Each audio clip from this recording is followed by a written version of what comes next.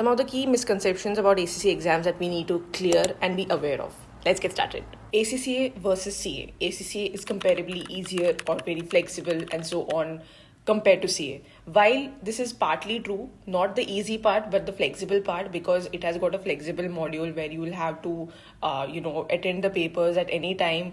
And you have the eligibility criteria, which is relatively simple. There is no specific eligibility criteria to get into it, but although if you're not from a commerce background or something, you will have to pass the foundational levels, which are like 7 of them, and which are only going to be reduced to 3 by 2027. So technically what I'm trying to say, while for CA only 1 CPT exam is required, for ACCA 7 foundational exams are required to get into the ACCA. Secondly, about the time limit. So CA has got some time limit related to the foundation levels, like up to 3 years, 6 attempts are allowed for the foundations, and beyond that it will get expired and so on.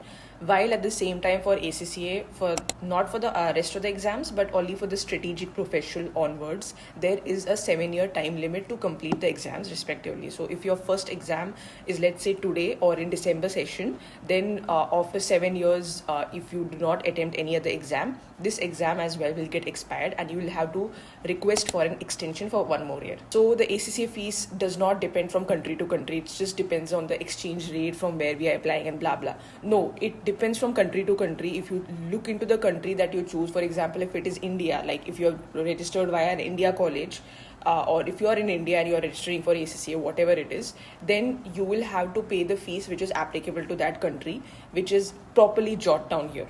Next myth, you cannot attend your PER or even register for your PER objectives and write statements, after your first exam or after first few exams. You can, if you have got the requisite experience and let's say, or you are really getting into an internship and something like that, you can really go and register your PER, provided that there's certain criteria met, like ACCA qualified employer or manager or any IFAC approved body manager and so on.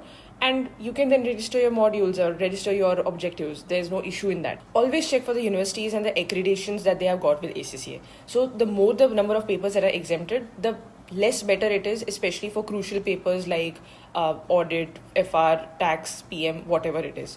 So make sure that you know about the exemptions and the exemption fees and the type of coaching the college will be providing, because if they have got an accreditation with the ACCA body, they will also be providing coaching, probably using ISDC or ZEL and all of that. This is specific to India, not to any other country. So please make sure you know which institute is providing the coaching, how many exemptions are there. Share it with somebody who is really willing to do ACCA and is even looking out for other options and does not know anything about ACCA.